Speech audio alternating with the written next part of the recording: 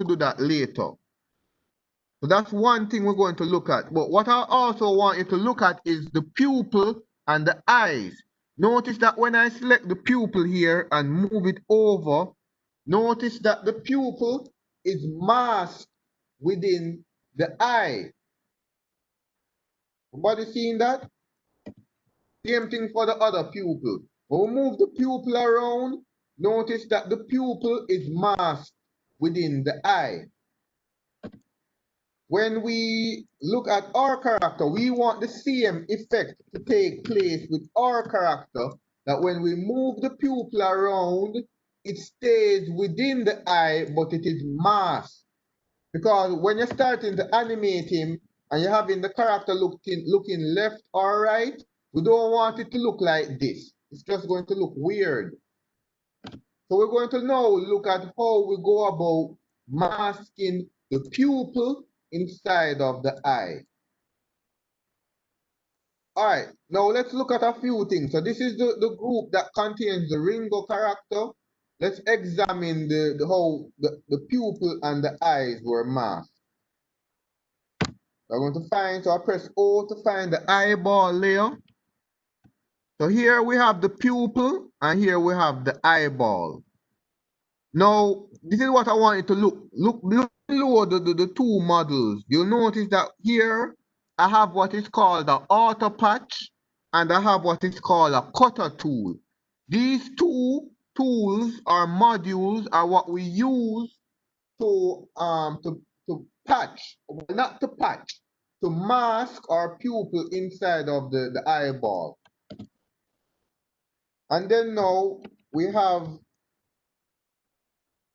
these connected to, what I did with this character rig is that I have a second composite that pretty much, when we select the facial features are masked within the head. But we're going to focus on this now. Now how this works is that you connect the pupil to the cutter tool and you connect the eyeball to the cutter tool, but you also attach an auto patch as well, and then you have a second connection that connects to the composite. So it's a bit tricky how to get this, but in order to mask the eye, the two main tools that you will need is the cutter tool and the auto patch. So let's go over to the other character. So I'm going to press O on my keyboard and that brings me to the eye and the pupil. So basically you can find any drawing. So like for example, if I want to find the ears, I select the ears in the camera view and I move the mouse over to here, and when you press O on your keyboard, it finds the ears. So that is one way in which you can find specific body parts within your network view by selecting them with your transform. All right. So how do we get the cutter tool and the auto patch into our network view? So I'm going to go back down here. I'm going to bring up my timeline. And notice that on my timeline, we have what is called the module library. But within my workspace, the module library is located over here.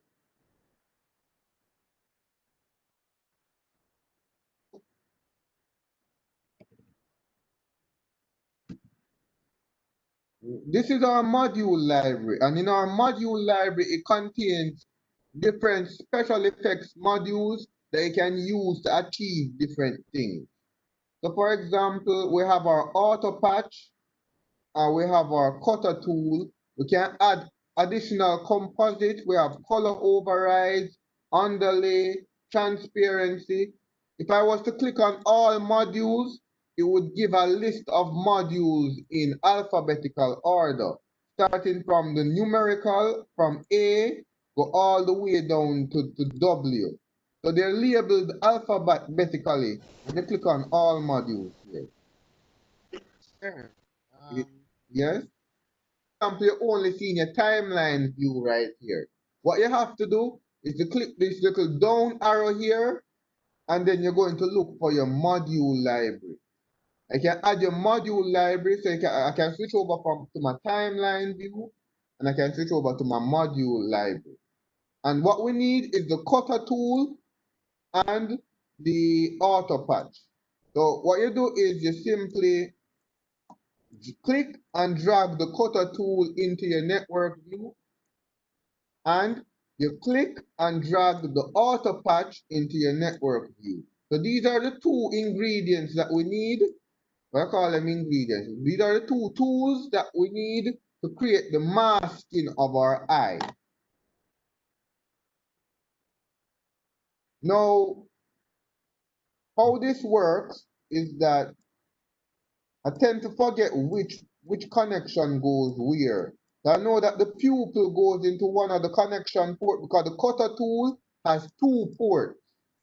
And then you connect this port. This port will be connected back. Let me show you. It will be connected to your composite. So I want to put it here. So we connect the cutter tool to our composite. And let me go back to the Ringo character.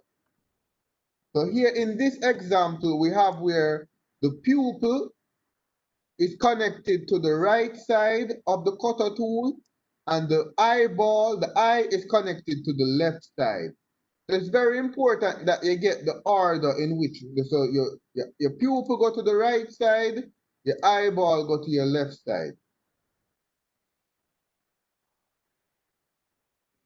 So what I'm going to do now, notice that my pupil is connected directly to the composite. I'm going to select it and remove it from the composite. I'm clicking and holding down with my mouse.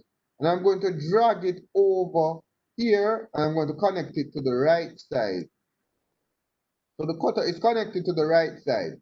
Now, the eyeball here, I'm going to connect this to the left side of the cutter. Now you observe that it disappeared. Don't worry about that. We'll soon solve that. So now what we need to do in order another step that we need to ensure is that we're going to click on the layer properties for the cutter tool. You click on this little yellow box here, and you get the layer properties for the cutter tool, and you want to make sure that it's click on inverted. Notice that when I click on inverted, the pupil reappears. And you just close it. Let us test to see if the pupil is indeed masked in the eyeball. So there you go. We have the pupil now masked within the eyeball. However, you notice that something is not quite right. Notice that when I move the pupil over here, you see what's happening? Instead of the pupil going behind the line, it actually goes behind the outer edge right here. So let me show you an example from the Ringo character.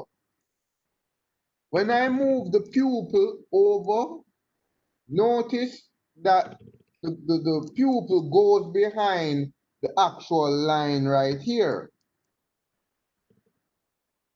But in our character, when we move over the pupil, notice the edge is only terminating on the outer part of the line. So we have to fix that. And how we fix that? We use what is called the auto, that is where the auto patch comes into play. So let us try and connect the auto patch. What you do, you connect the auto patch to the eye. Now how you connect it is that you can click and drag it around. But if you hold down the Alt button and click and drag it over to here, notice that it automatically snaps into right here. But look what happens. When I connect the auto patch to the eye connection right here, the pupil disappears. So let us look at the other example over here and see. Notice that we have with our eye, the auto patch is connected to the eye connection. And by the way, the eye is supposed to have two connections. One connection running through the auto patch into the left side of the cutter, and the eye must have a direct connection to the composite. But how it is that we have the outer patch connected here and the pupil not disappearing? Let us look at our drawing view for the pupil and the eye. So when we go into our drawing view,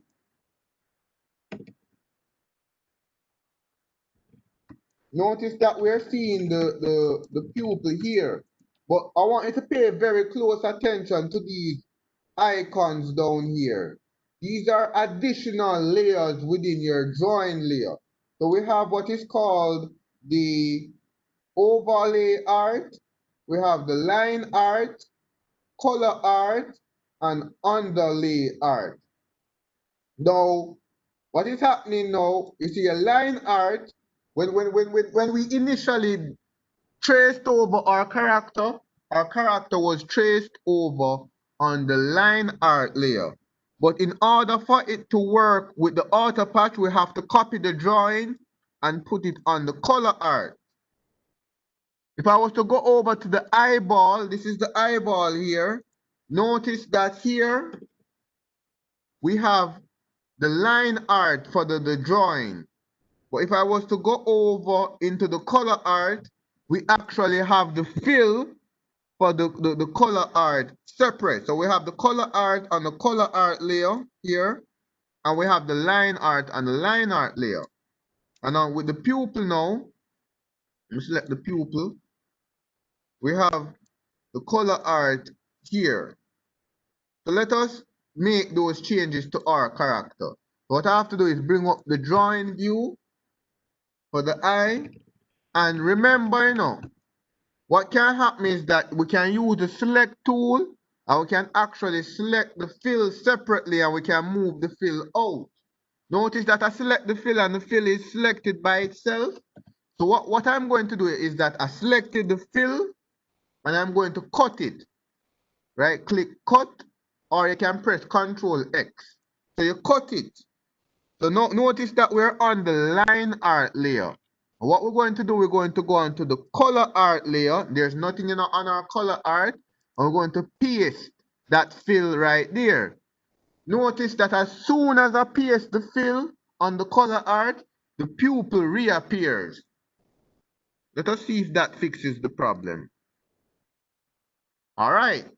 So notice now that the pupil is now located behind the first line. So this is how you pretty much mask your character. You have your cutter tool, you have your auto patch, you have your eyeball, you have your pupil. You just need to make sure that you get the connection correct. So your pupil connect to your right side of your cutter, your eyeball connect to your left side, you hook up an auto patch onto the eyeball. You want to make sure that a second connection is going towards your composite. And you want to ensure that your cutter tool is inverted.